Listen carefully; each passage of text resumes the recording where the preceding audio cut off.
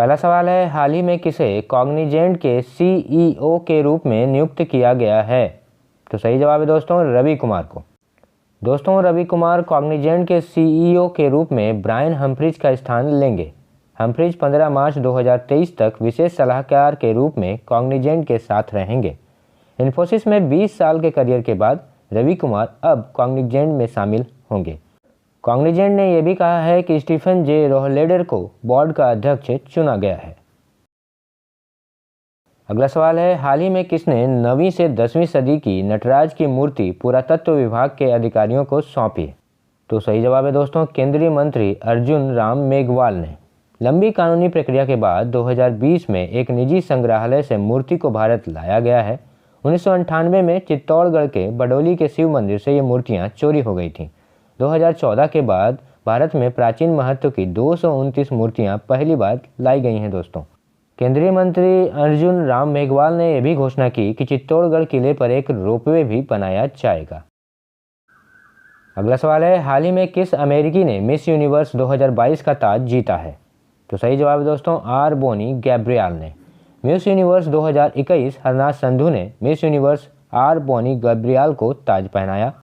इस प्रतियोगिता में वेनेजुएला की अमांडा डुडामेल पहली रनरअप रहीं, जबकि डोमिनिकन रिपब्लिक की एंड्रिया मार्टिनेज दूसरी रनरअप रहीं। 28 वर्षीय आर बोनी गैब्रियल एक मॉडल, फैशन डिजाइनर और सिलाई प्रशिक्षक हैं जो अपने काम में पर्यावरण को प्राथमिकता देती हैं। अगला सवाल है, भारत ने किस देश को वनडे में 317 रन से हराकर सबसे बड़ी जीत के अंतर का रिकॉर्ड हाल ही में तोड़ा है? तो सही जवाब है दोस्तों श्रीलंका को। 15 जनवरी को भारत ने ग्रीनफील्ड स्टेडियम में इतिहास रचने के लिए न्यूजीलैंड के 290 रनों के अंतर से जीत के रिकॉर्ड को तोड़ दिया है। इस मैच में कोहली ने नाबाद 166 रन की पारी खेली है और इस मैच में अपना 46वां वनडे शतक भी दर्ज किया है। विराट कोहली वनडे में किसी भी टीम के खिलाफ 10 शतक लगाने वाले पहले बल्लेबाज भी बन गए हैं। अगला सवाल है, किस देश में यूरोप का दुर्लभ पृथ्वी तत्वों का सबसे बड़ा भंडार पाया गया है? तो सही जवाब है दोस्तों स्वीडन में। खनन कंपनी LKAB ने स्वीडन के किरुना क्षेत्र में 10 लाख टन से अधिक दुर्लभ अर्थ ऑक्साइड के खनिज संसाधनों की पहचान की है। यह यूरोप में दुर्लभ पृथ्वी तत्वों का सबसे बड़ा ज्ञात भंडार है दोस्तों। वर्तमान में यूरोप अपनी अधिकांश दुर्लभ पृथ्वी तत्वों का आयात करता है और यूरोप में दुर्लभ पृथ्वी खनिजों का खनन नहीं किया जाता है, तो यूरोप के लिए एक अच्छी बात है। अगला सवाल है, हाल ही में भारत का कौन सा राज्य पुरानी पेंशन योजना बहाल करने वाला चौथा राज्य बन गया है? तो सही जवाब है दोस्तों हिमाचल प्रदेश। 13 जनवरी को मुख्यमंत्री सुखविंदर सिंह सुक्खू के नेतृत्व वाली हिमाचल प्रदेश सरकार ने कांग्रेस के एक चुनावी वादे को पूरा करते हुए पुरानी पेंशन योजना की बहाली को मंजूरी दे दी है। नई पेंशन योजना NPS के तहत कर्मचारियों और पेंशनरों सहित 1.36 लाख से अधिक कर्मचारी शामिल हैं। छत्तीसगढ़ और राजस्थान, जहां दोनों राज्यों में कांग्रेस सरकार का शासन है, और पंजाब, जहां आप सरकार सत्ता में है, पहले ही पुरानी पेंशन योजना शुरू कर चुके हैं दोस्तों।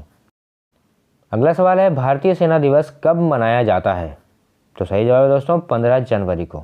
दोस्तों इस साल 75वां सेना दिवस समारोह बेंगलुरु में आयोजित किया गया। ये पहली बार था जब ये कार्यक्रम राष्ट्रीय राजधानी के बाहर आयोजित किया गया था, तो बहुत ही महत्वपूर्ण टॉपिक है आप लोगों के लिए। इस कार्यक्रम के मुख्य अतिथि केंद्रीय रक्षा मंत्री राजनाथ सिंह थे। सेनाध्यक्ष जनरल मनोज पांडे ने बहादुरी और बलिदान के व्यक्तिगत कार्यों के लिए वीरता पुरस्कार प्रदान किए। अगला सवाल है, हाल ही में किस बैंक ने NESL यानी कि national e governance services limited के साथ मिलकर ई बैंक गारंटी सुविधा शुरू की है? तो सही जवाब है दोस्तों SBI। SBI ने पारदर्शिता में सुधार और टर्नअराउंड समय को दिनों से घटाकर मिनटों में करने के लिए ये पहल की है। NESL का डिजिटल दस्तावेज निष्पादन DDE प्लेटफॉर्म ई बैंक गारंटी प्रक्रिया को सुगम बनाएगा। लाभार्थी बिना किसी और सत्यापन के तुरंत NESL प्लेटफॉर्म पर EBG प्राप्त कर सकते हैं। अगला सवाल है, हाल ही में किसने पृथ्वी जैसे ग्रह की खोज की है? तो सही जवाब है दोस्तों जेम्स वेब टेलीस्कोप ने। जेम्स वेब टेलीस्कोप ने LHS 475b नामक एक एक्सोप्लैनेट की खोज की है। ये लगभग पृथ्वी के आकार के समान है और इसके व्यास के 99% से मेल खाता है। John Hopkins applied physics laboratory के शोधकर्ताओं ने प्रकाश की तरंग दैर्ध्य में ग्रह को खोजने के लिए वेब टेलीस्कोप का इस्तेमाल किया है। इस चट्टानी ग्रह ने वातावरण में चट्टानी ग्रहों के अध्ययन की भविष्य की संभावनाओं को खोल दिया है दोस्तों। अगला सवाल है, सशस्त्र बल भूतपूर्व सैनिक दिवस कब मनाया जाता है? तो सही जवाब है दोस्तों 14 जनवरी को। 14 जनवरी को हर साल सशस्त्र बल भूतपूर्व सैनिक दिवस मनाया जाता है। यह एम करियप्पा की सेवानिवृत्ति के उपलक्ष्य में मनाया जाता है, जो 14 जनवरी 1953 को सेवानिवृत्त हुए थे। ये देश की सेवा करते हुए सैनिक द्वारा किए गए बलिदान का सम्मान करने के लिए मनाया जाता है। यह पहली बार 2016 में मनाया गया था।